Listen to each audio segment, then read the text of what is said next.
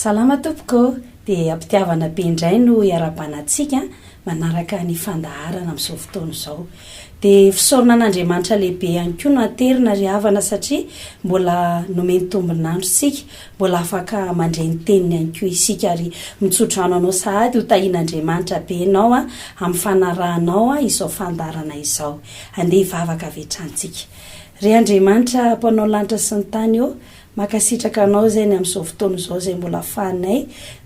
mandreny amin'ny hafatrao. Misaotra satria tsy tanteraka izao raha tsy no fitantananao. Mivavaka ho antsiraray avy izay mihaino ny teninao ary ianao mametraka ny tena ao am-bavako ry Andriamanitra eo amin'ny anaran'i Jesosy. Amen.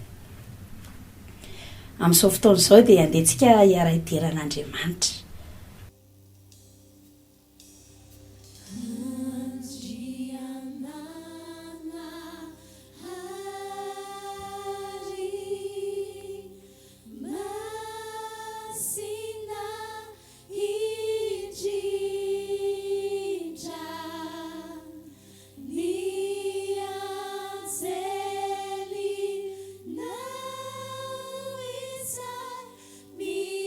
Which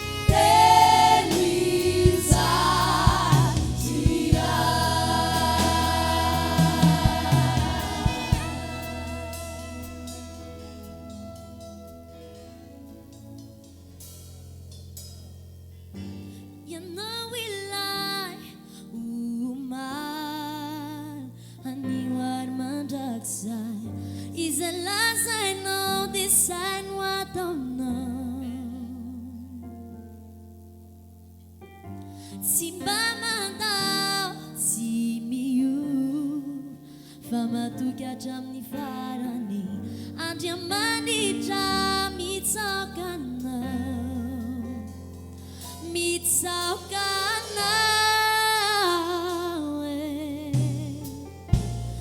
matoky loatra ianao tsy andao matoky loatra tsy andisy fanantenana porofonao izany tamin'ny fiainako ka tsapako ankehitriny matoky loatra ianao tsy andao matoky loatra ianao tsy andao sesosie matoky loatra tsy andisy fanantenana porofonao izany tamin'ny fiainako ka tsapako ankehitriny matoky loatra ianao tsy andao medika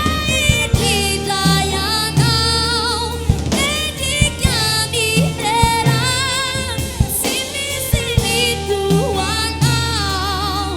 mitsakanao tompo sianao ilay momba sianiwe majaksan izay lazainao dia zay no ataonao sesosio sy malandao sy miova matonga hatrany afanitra andriamanitra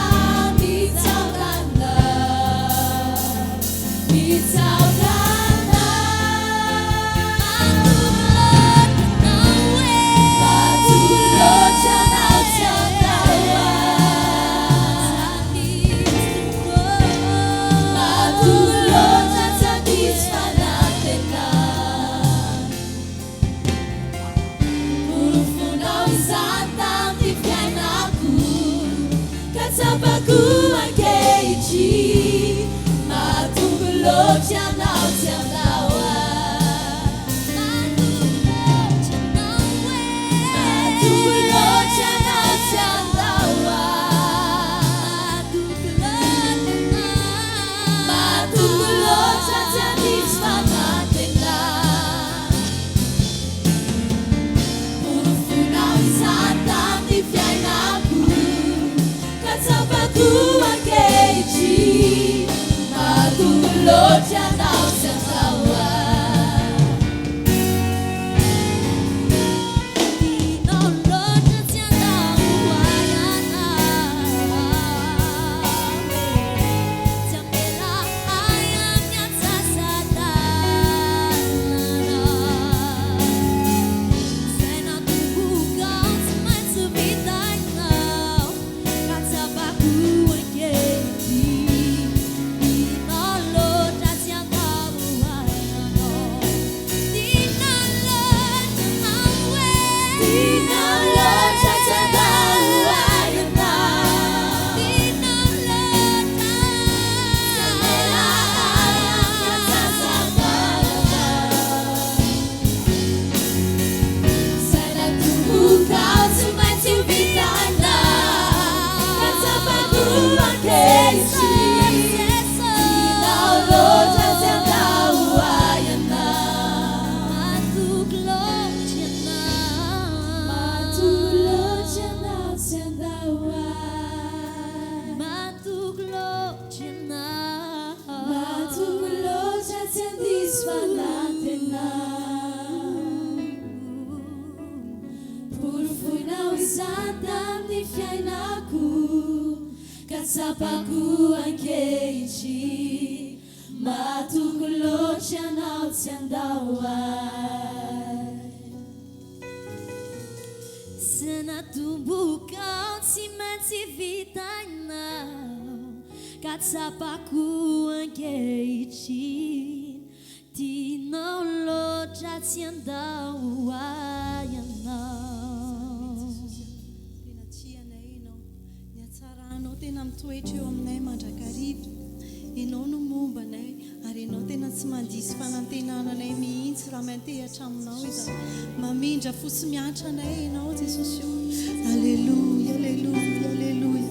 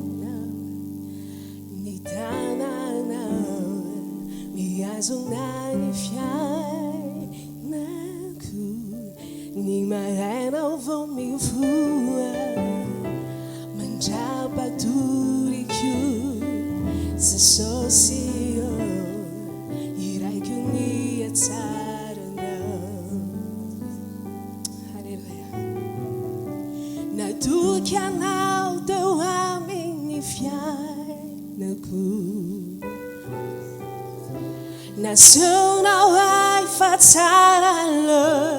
janao isakire miainao sosio irai kunia tsarnao tikuni feunao mitundra aina makinyafu Jalinas, akekai jijana, fanta chufiano no raiku, sisakai zaku, se socio, irai kunia tsarana, natukiana teu amini fiana.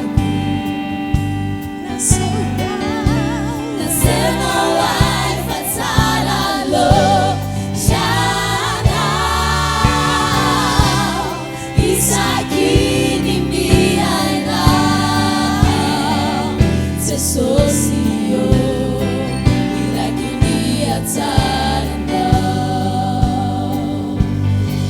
Hey, nada casa kama nuchulai, na tsarana tumo. Nada casa kama nuchulai, na tsarana tumo. Nada kaina tu hima fukwana, hanta koma.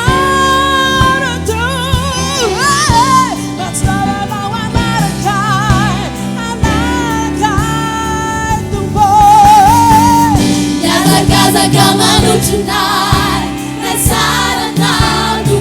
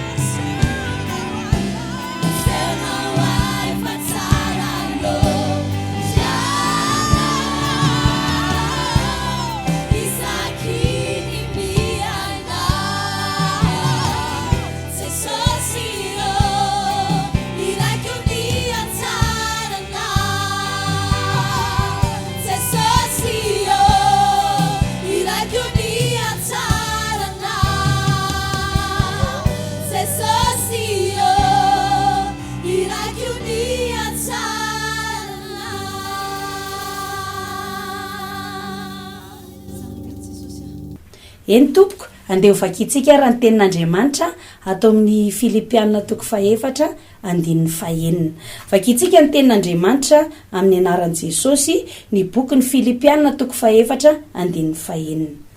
Aza manahy na inona na inona fa aoka ny fivavahana sy ny fifonana mba amin'ny fisaorana no entinareo manambara ny fangatahanareo amin'Andriamanitra amin'ny zavatra rehetra. Averiko ny tenin'Andriamanitra, aza manahy na inona fa aoka ny fivavahana sy ny fifonana mba amin'ny fisaorana no entinareo manambara ny fangatahanareo amin'Andriamanitra amin'ny zavatra rehetra. Amin'izao vanim-potoana izao angamba dia isaintsika hoe amin'izao ve ny tsy anahy ohatry ny sarotra ny eritreretina fa tsy ho amin'ny fanahiana isika tsiraray avy amin'izao fotoana izao. Kanefa mitodika amintsika ny tenin'Andriamanitra manome vahaolana antsika manoloana an'ireo fanahiana mety mitranga, mety miseho satria amin'ny maha-olombelona antsika dia rehefa mahita ny masontsika mandray ny sofintsika na mitranga ny zavatra isan'andro dia mety teraka ao anatintsika ny fanahiana. Fa ny tenin'Andriamanitra androany ry havana dia manome vahaolana ao antsika entina hiady amin'ny fanahiana ary entina ihany koa miatrehana amin'ny zavatra rehetra amin'izao fiainana izao. Voalaza ny tenin'Andriamanitra hoe aza manahy na inona ozy izany hoe ninona mihitsy zany lazay ny tenin'Andriamanitra dia izao hoe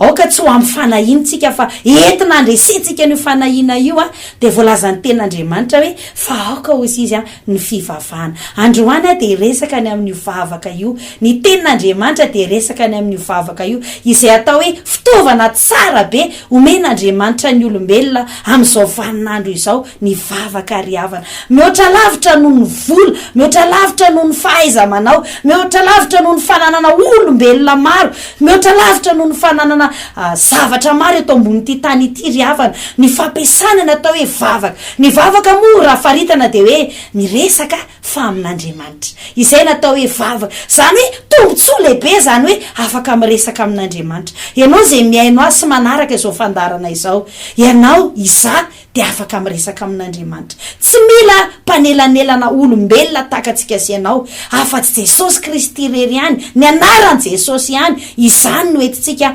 miantso an'Andriamanitra. Iantsontsika an'Andriamanitra dia ny anaran'i Jesosy. Ry hava malalo tena fahasoavana be zany. Afaka miantso an'Andriamanitra. Inona moa nataontsika raha hoe hivavaka isika, hiantso an'Andriamanitra isika? Inona nataontsika amin'izany? Voalohany indrindra aloha dia hoe raha hiantso an'Andriamanitra isika dia afaka mitodika amin'Andriamanitra, hitady famonjena any amin'Andriamanitra. Raha ohatra raha moa mandinika angentsika hoe olona takantsika ary ny dodododontsika itadavantsika famonjena, tena mba misy valiny azontsika ihany. Maika ave fa ilay Andriamanitra izay mpamorona izao tontolo izao, izy moa nilaza any amin'ny Salamo 10 andininy 5 satria matoa milaza fanahiana dia milaza olana izany. Mety aretina zavatsarotra maro isan-karazany izay mifamaofao eto ambany masoandro amin'izao ora sy sekondra hitenenana izao. Izany indrindra no atongavany tenin'Andriamanitra ry havana ho vahaolana ao antsika tsiraray avy. Mety mieritreritra angamba ianao hoe tsy hitako intsony izay atao amin'ny fiainako, fa androany mbola misy azo atao ry havana. Ny vavaka, ny vavaka, ny vavaka. Ozy ny tenin'Andriamanitra atao amin'ny Salamo 10 andininy 5. Irahantsika mamaky izay tenin'Andriamanitra izay. Salamo 10 andininy 5 amin'ny anara-maherin'i Jesosy. Izao voasoratra amin'ny anaran'i Jesosy. Antsoy aho amin'ny andro fahoriana dia hamonjy anao ka hanome voninahitra ianao. Eto Andriamanitra dia milaza an'izany hoe amin'ny andro fahoriana, zany hoe na olana inona no entintsika anatrehan'Andriamanitra dia kapabla Andriamanitra, manana fahafahan'Andriamanitra, tsy misy tsy vitan'Andriamanitra ry havana ny amahan'izany olantsika izany. Manontany antsika hoe iza eto ambonin'ny tany no olona afaka vitan'izany? Ny valiny dia hoe tsy misy. Fa Andriamanitra mahavita an'izany. Ka tsy aleo ve mitodika any amin'ilay mahavita azy? Tsy aleo ve manatona ilay mahavita azy? Isika raha hiresaka amin'ny olona ry havana dia mbola andeha tsika isy fifindran-toerana na hoe déplacement, na ihany koa hoe tsy maintsy ampiditra afahantsika raha iantso ny olona amin'ny alalan'ny finday, zany hoe tsy maintsy misy sandany alohantsika. Fa ity zavatra mahafinaritra ry havana, raha hiresaka amin'Andriamanitra isika dia izao hoe tsy mitaky fotoana zany, tsy mitaky toerana manokana zany fa na aiza na rovina ry havana de afaka miantso an'Andriamanitra isika, afaka misady resy amin'Andriamanitra isika, ary tsy mila olona hoe aleo lo andondona tsy am'ranina, aleo lo aka audience tsy am'ranina, fa Andriamanitra de afaka miaino atsika tsiraray avy, na iza de afaka iaino atsika Andriamanitra, fa tsy ndriko araka ny ten'Andriamanitra hoe amin'ny anaran Jesosy zany. Ny ten'Andriamanitra moa milaza any amin'ny Jaona 4:15 hoe Jesosy izao no lalana ozy izy Jesosy tsy misy makany amin'ray afa tsy amin'ny alalako, zany hoe tsy maintsy ataontsika amin'ny anaran Jesosy zany, ary tsy maintsy rehefa mivavaka isika zany de tsy mety fotsiny hoe Andriamanitra vonjeo fa tsy maintsy ataontsika amin'ny anaran Jesosy zany, ary tsy maintsy manatona an Jesosy tsika mba afahatsika mandray le valiny avany amin'Andriamanitra. Mbola ho resantsika moa zay any amin'ny farany fa somary nandalovako kely zay, fa le tiako tsindrina aloha ety ampiandohana sady de hoe Andriamanitra de vonina amin'ny fotoana rehetra iaino anao. Amin'ny teny frantsay zay haitsika rehetra, satria tsika moa aty amin'ny firenena francophone de mialatsiny raha somary manao vary amin'anana kely izay mitory teny, tsy hoe tsy mahazo teny gasy tsika fa azotsika tsara le izy hoe disponible Andriamanitra 7/7, 24 heures sur 24. Averiko kely zay, disponible Andriamanitra 7/7, 7 jours sur 7, 420 ora, zany hoe latsinainy ka hatramin'ny alahady ka hatramin'ny alatsinainy de afaka iaino atsika Andriamanitra isan'ora, isa-tsegondra, am'ray alina na am'ray tolakandro na am'y 12 mitato vovonna finanan'ny olona sakafo atoandro na any amin'ny sasakalina de vonina iaino atsika Andriamanitra. Inona moa zany ry havana fa isika ange no irany de ozy angamitsika hoe sarotry zany, Andriamanitra ange tsy hitany masoko hoe amin'ny fomba ahoana ny fomba hiatsoko azy, izy ange tsy hitako hoe ataoko ahoana ny antso an'izay tsy hitako. Izay indrindra ry havana finoana izany, fa raha sa isika iantso an'Andriamanitra araka ny teniny teo hoe antsoy aho izy Andriamanitra amin'ny andro fahoriana fa amaly anao aho izy, dia amaly anao de ahoana ozy izy ka hanome voninahitra ianao. Tena mahafinaritra an'Andriamanitra mihitsy mahita olona hoe tena sa iantso azy ary resy lahatra fa vita n'Andriamanitra, ka na resy lahatra ngeny olona na tsy resy lahatra ara Andriamanitra ngeny namorona zao tontolo zao hoe inona moa tsy vita n'Andriamanitra, fa ny olana de hoe isika ndraindray ny mianahany, isika ndraindray tsy resy lahatra, fa inona moa tsy vita n'Andriamanitra ry havana. Ny olombelona tahaka atsika ara mahavita zavatra maro, mahavita roplanina, mahavita fiaramanidina, mahavita zao zavatra rehetrarehetra zao izay mampitola gaga atsika, mahavita andreo karazana fotodrafitrasa mahavariana eran'izao tontolo zao. Olombelona lay foronon'Andriamanitra manao izany, nefa Andriamanitra mpamorona de saintsainy hoe mihoatra lavitra noho izany ny vitan'Andriamanitra. Ka androany izy de manasa atsika hoe zatsona antsoy aho i Andriamanitra, aza manay ianao ny amin'ireo trangan-javatra rehetra ao anatin'ny tena fiainana misafotofoto ve ianao amin'izao fotoana izao. Tsapatsika ve fa tena hoe ao anatin'ny hoe tsisy lalakale intsony isika. Ny tenin'Andriamanitra androany de mitodika amintsika ry havana hoe aza manao izy fa aoka ny fivavahana andao hivavaka, io vavaka io tsy hoe fara vahaolana, fa ny vahaolana voalohany, vavaka ny vahaolana faratapony indrindra ry havana. Ao ny vavaka io ny atao hoe fomba mahomby indrindra, azo antoka amahana ny olana eo amin'ny fiainana ry havana. Mpanompon'Andriamanitra milaza zany, anisany natsapany zany ny fiainanay ry havana, natsapa mihitsy zay ry havana hoe tena Andriamanitra namaly anay tamin'ny fotoana rehetra ny antsonay azy na ny zavatra faran'izay mafy indrindra neveriny ny saitsika, neveriny sainay fa tena hoe sarotra indrindra, kanefa de novalian'Andriamanitra. Hijery ngetsika fijona vavolombelona zay lazain'ny tenin'Andriamanitra hoe olombelona takatsika ny vavaka kanefa tena nandray valiny, tena nandray valiny. Ao amin'ny epistiliny Jakoba ny andeha hojerentsika izany tenin'Andriamanitra zany ny Jakoba 5 izay lazain'ny epistiliny Jakoba fijona vavolombelona lehibe mihitsy hoe olona zay nivavaka, izy tena nivavaka de nandray valiny. Andeha jerentsika ary zany tenin'Andriamanitra izany ato amin'ny Jakoba 5 andininy 17 no vakitsika amin'ny anaran'i Jesosy.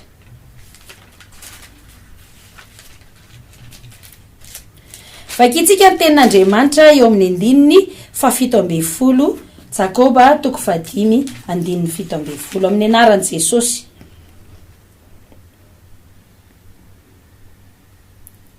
Eli de olona tahaka atsika ihany, ary izy na heriny vavaka matsilatsahany ranonorana de tsy nilatsaka tamin'ny tany ranonorana 3 taona senimbolana, ary nivavaka indray izy de nandatsaka ranonorana ny lanitra ka nahavokatra ny tany. Eto moa ry havana de milaza ny tenin'Andriamanitra fa Eli de olona tahaka atsika,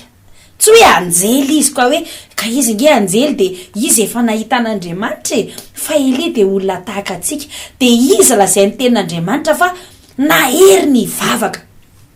Mitodika atsika zay matsapa hoe efa mivavaka de tsy ampy efa mivavaka indray mandeha tsika, fa tokony tena aherintsika amin'ny fivavahana, tokony ahery vavaka isika. Ny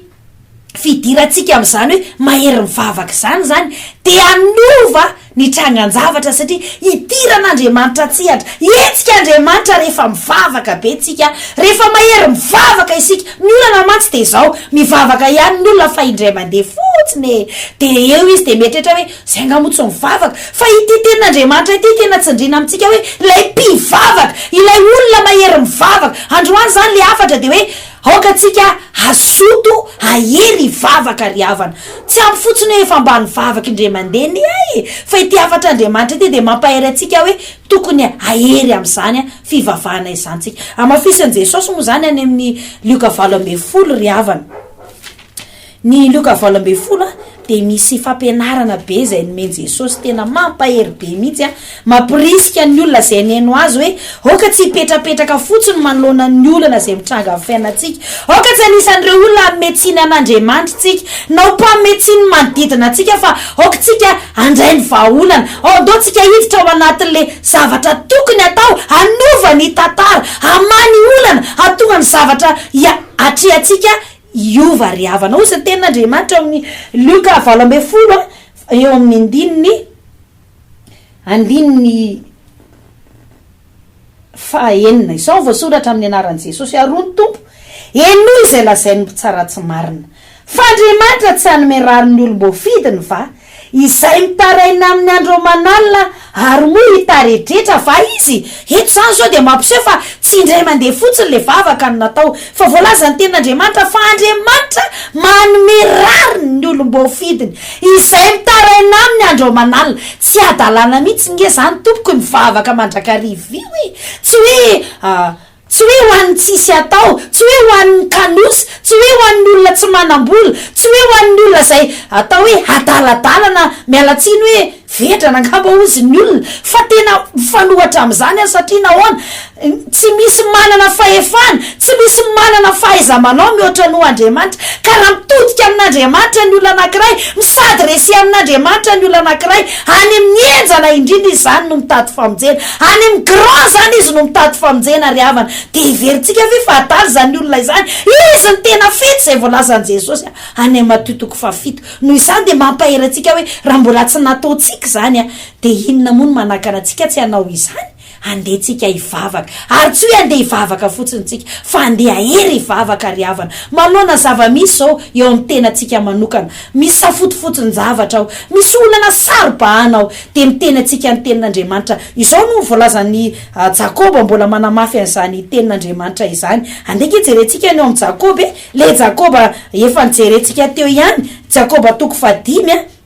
andininy 13. Ozy ny tenin'Andriamanitra amin'ny anaran'i Jesosy manao hoe misy azo pahoriana va eo aminareo aoka izy vavaka,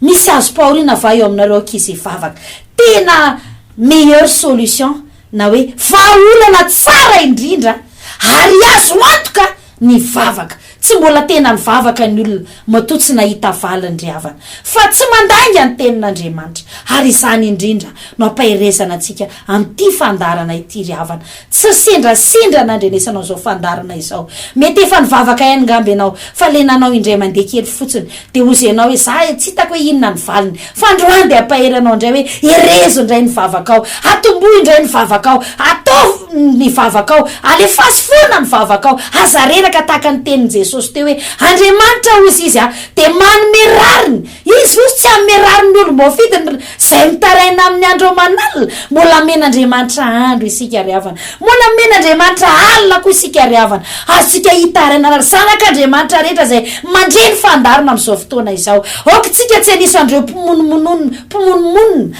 mialatsiny ireo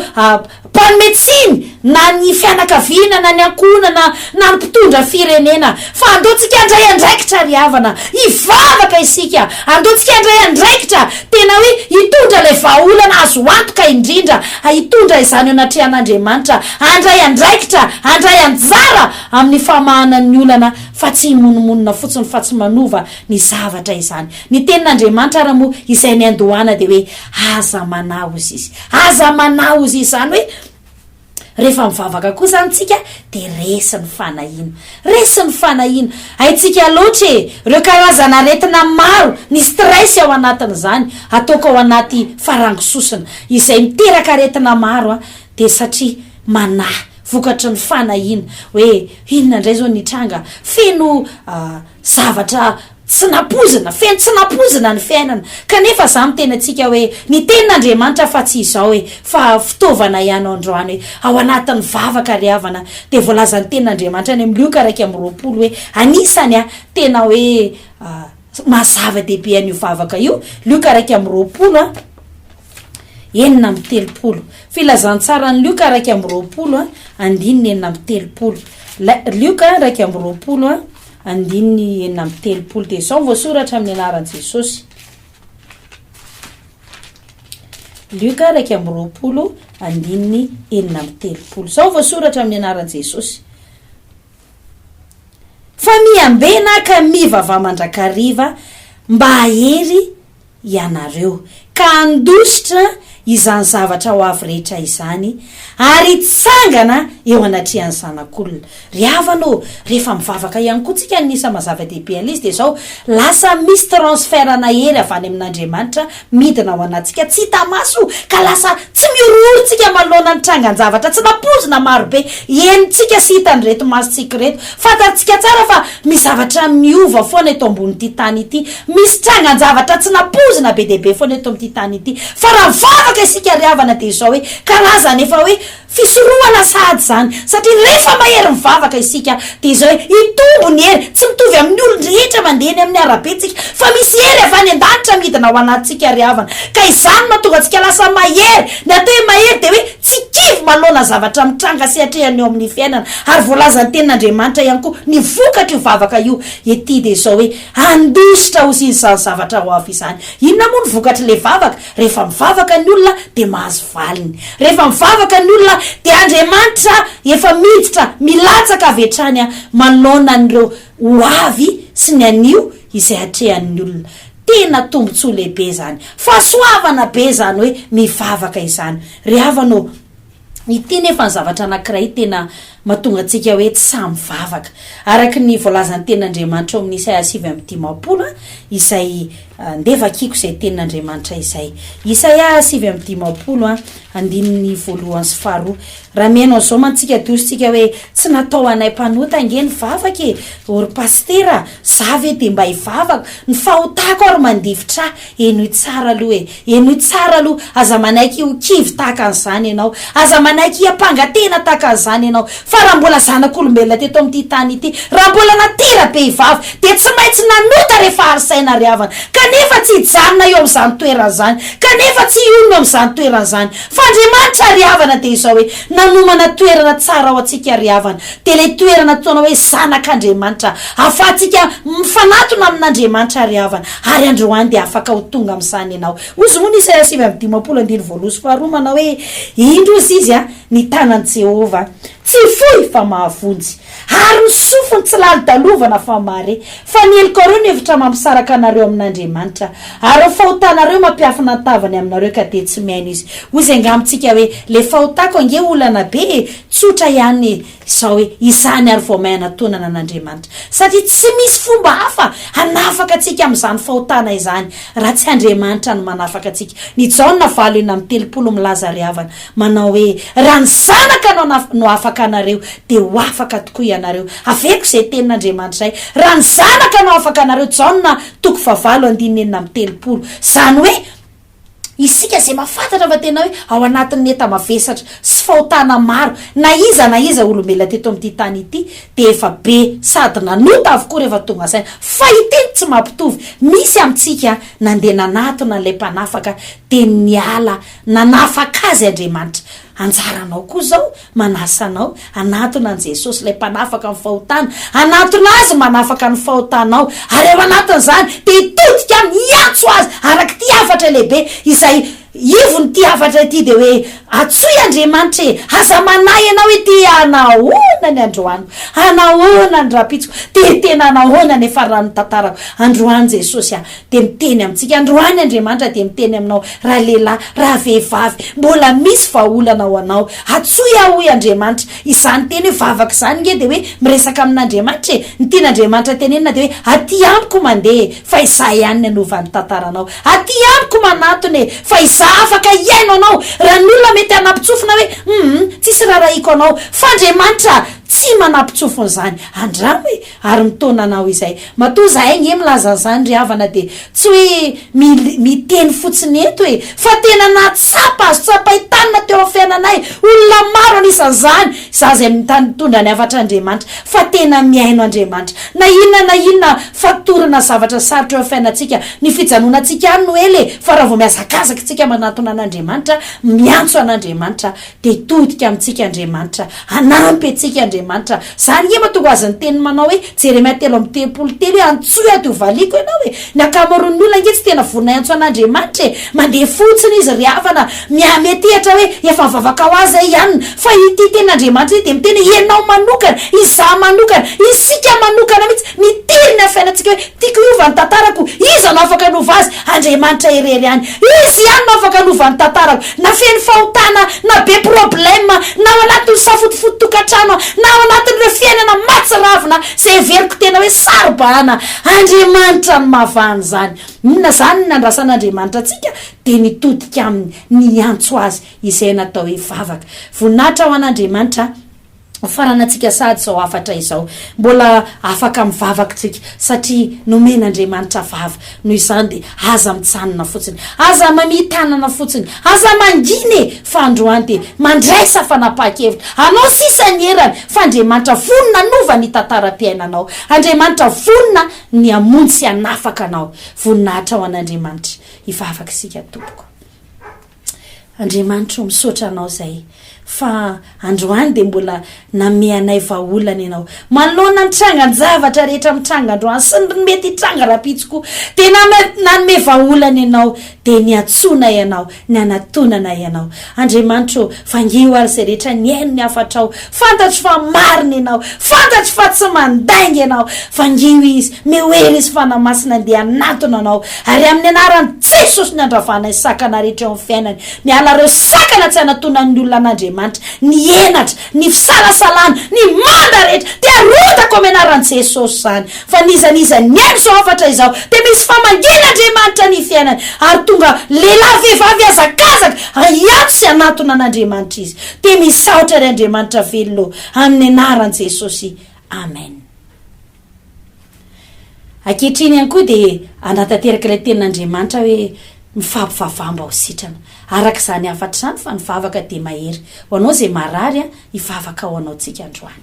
raha eo amin'ny anaran'i Jesosy mivavaka ao niza marary amin'izao fotoana izao miaino izy manatrika mijery ny fandaharana izy mivavaka ho azy mifona ho azy androany amin'ny anaran'i Jesosy ninona loharanona aretina eo amin'ny fiainany de miala izany mitsahatra amin'ny anaran'i Jesosy ny aretina rehetra sitranina ny olona misaotra tompo amen ankehitriny de vavaka ao amin'ny firenena indray isika satria tokony ataontsika izany ry Andriamanitra izay namorona ny tany sy ny lanitra. Mivavaka izay ho amin'ny firenena malagasy, manomboka hatrany amin'ny ambony indrindra ka hatraminay vahoaka rehetra dia mamindrafo aminay malagasy. Mamelany elokay mamindrafo aminay ka sy ny firenenay, ninona fiainanay dia mifono izay Andriamanitra ka sy ny taninay amin'ny anaran'i Jesosy. Mamindrafo amin'ny firenenay amin'ny anaran'i Jesosy. Ninona olana eto amin'ny firenenay dia mivavaka izay amin'ny anaran'i Jesosy fa io firenenay miasay ianao ry Andriamanitra io ary tapatapana ny fatorana rehetra amin'ny anaran'i Jesosy. Tononona famonjena ao amin'ny firenena malagasy dia misaotra Tompo. Amen. Eny tompoko araka izany afatr'Andriamanitra izany dia ny vahaolana lehibe ao amin'ny fiainantsika dia ny vavaka. Matsapa angamba ianao hoe tena te hivavaka. Manasa anao izay fiangonana refy androndra kely ahafahanao tena mandroso amin'izany vavaka izany. Tsapanao hoe feno fahotana ianao, tsy mahay manafaka ny tenanao ianao. Sy tahaka anay tsy nahay nanafaka ny tenanay fa rehefa tonga izay tao amin'Andriamanitra, tonga izay namonjy ny fotoam-bavaka dia nanafaka Jesosy araka ny teniny anasanay ianao tompoko ny alahady amin'ny 4, amin'ny 7, amin'ny 10, amin'ny 12, amin'ny 2 dia tongava fa tsy matiantoka ianao, tsy sendrasendra no nandrenesanao nahitanao zao fandarana zao fa tena manasa anao izay fa tsy matiantoka ianao dia manao tonga soanao sahady izay ho amin'izany fotoana izany. Eny tompoko dia izay ny fandaharantsika dia mametraka mandram-piona mba hampitahian'Andriamanitra dia mirary tontolo andro mahafinaritra ao antsika rehetra tompoko.